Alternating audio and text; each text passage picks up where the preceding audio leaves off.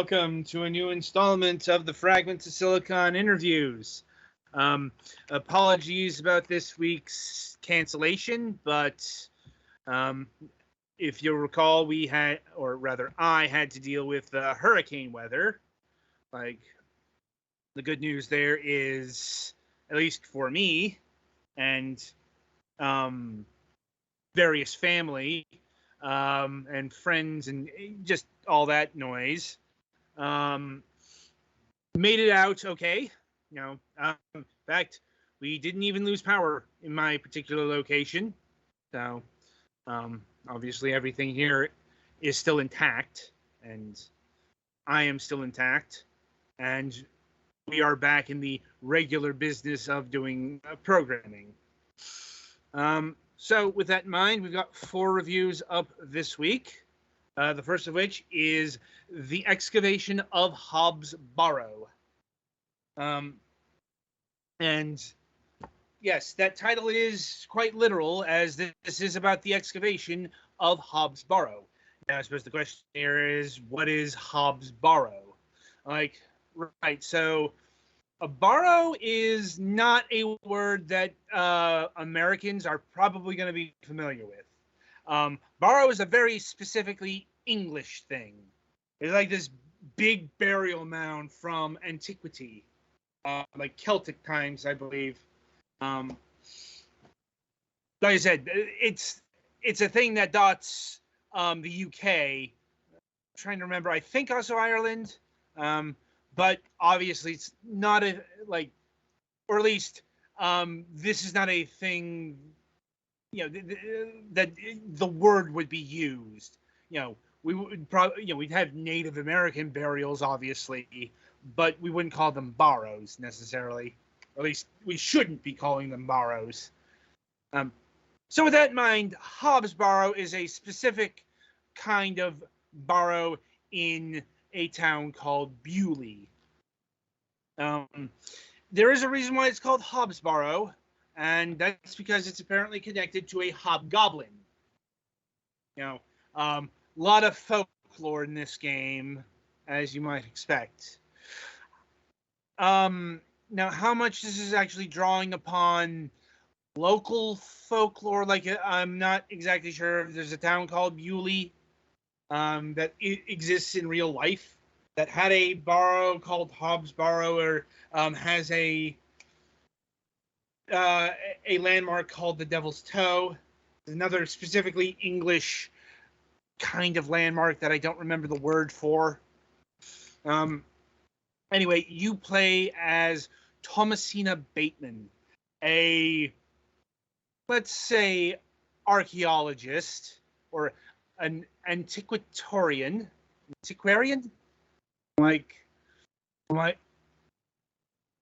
I'd say more an archaeologist, if I'm being honest about her field, because she bills herself as an excavator of barrows, something that harkens back to her father, who was also a barrow digger. And she goes digging through barrows, trying to understand the history of the four people and all that stuff. Some people call her a grave robber. I'm like, this is a whole thing with that in that particular space that I'm not going to get into. But anyway, she's come to Bewley. Also, it is Victorian times, so it's the 19th century. So she's kind of facing some, let's say, womanly backlashes. Fairly subtle, all things considered.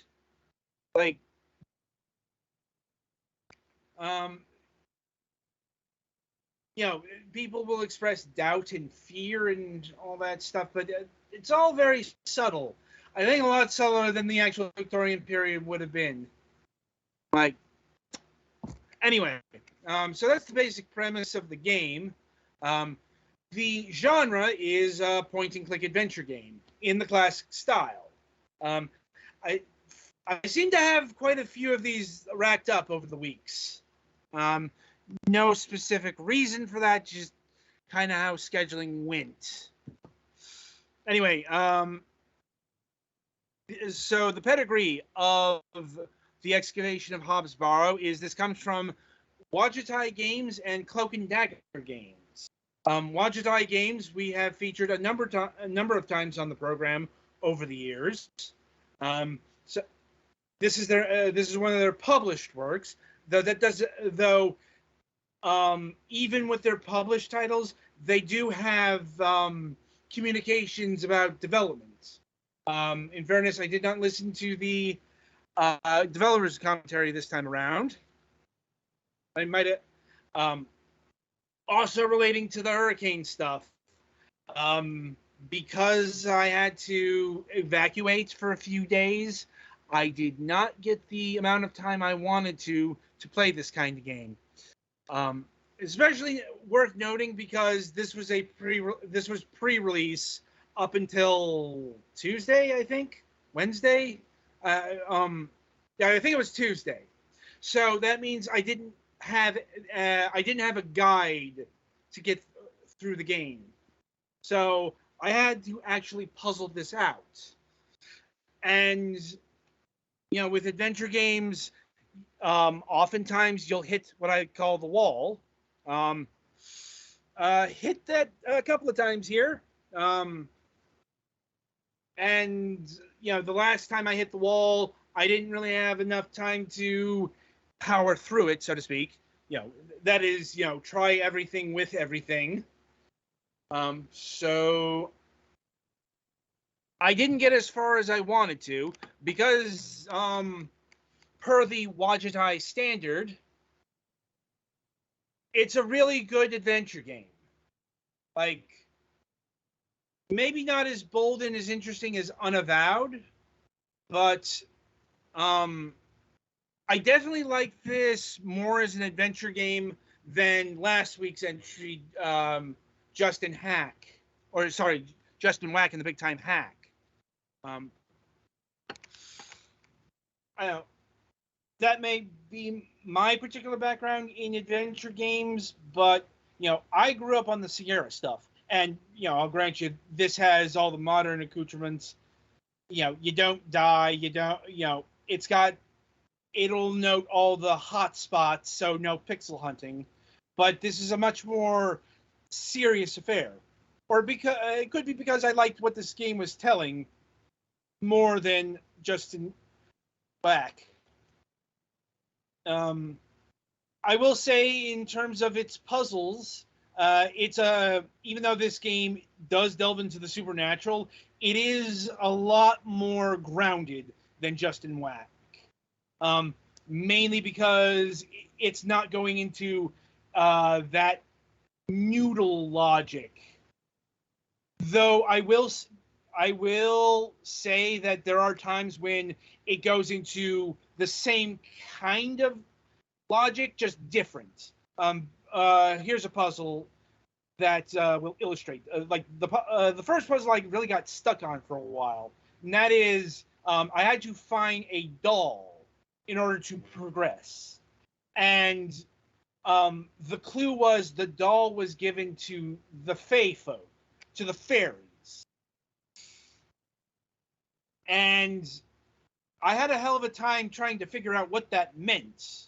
Because, okay, another thing is Thomasina is a woman of reason, a woman of logic. So she doesn't go in for fairy tales and superstitious nonsense and all that jazz, which is all well and good, except she's in a supernatural horror tale. So that kind of attitude is not really going to help her after a certain point. Because, this is one of those things where, oh yeah, all the superstitions and legends, they're quite real. Anyway, getting back to the puzzle here, it turns out what giving to the Fae folk meant was burying in a circle of mushrooms. And, that was I believe that was communicated, but it wasn't exact. It was one of those subtle environmental hints, rather than somebody making the connection to the Fae folk and mushrooms. at least from what I remember. So, this is the kind of thing that you might be that you will be dealing with. Like I said, you know, so still, it's all very well put together, though it's all very traditional in its construction. Nothing wrong with that. In terms of its art, really interesting stuff going on here. I think we've seen this in other Cloak and Dagger games. As it turns out, we've covered like they were the actual development team behind Football Game, which we reviewed a few years back, or Sumatra: Fate of Vandi, which is another one that I think Gallix reviewed. Gallix isn't quite here yet. He's still roped with Mac. Like, I'm sure he'll apologize for that. Anyway, it goes for the classical, this looked like it was developed on a PC in the early 90s. Though, once again, it's definitely Sierra style with more realistic proportions and art and all that stuff. Although, maybe even a bit more realistic than some of the Sierra stuff. Or at least like what they presented in King's Quest. Anyway, but at certain interstitials, they'll have this rotoscoping effect going on. It's like suddenly the animation gets really realistic, and it looks very different than anything else in the game. And it's very clearly that they used rotoscoping for it, and it's definitely something that enhances the surreality of the game and helps it stand out. Like I said, and yeah, I suppose that's about it in terms of all I want to talk about in terms of like its construction and mechanics. And I wish I could talk more about the plot, because I think that the plot and characters are definitely the strongest aspect of the game.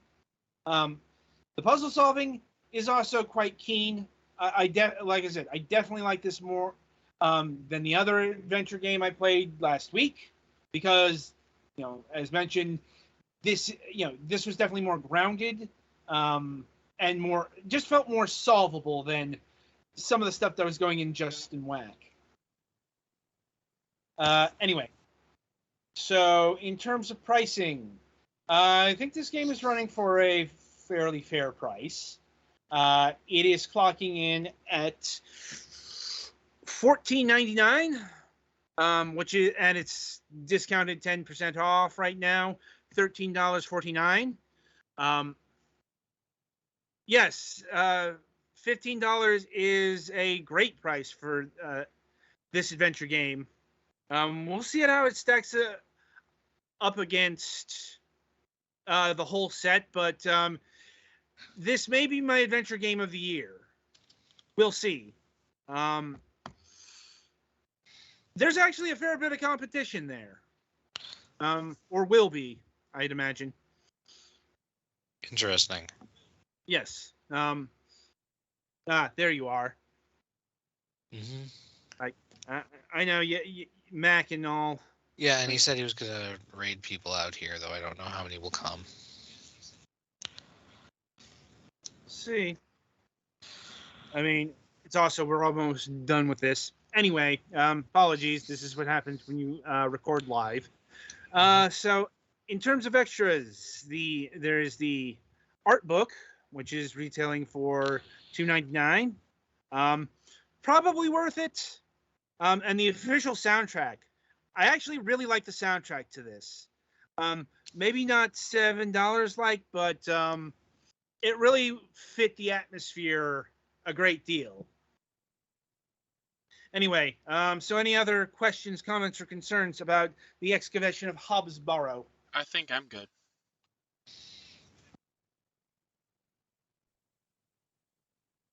All right.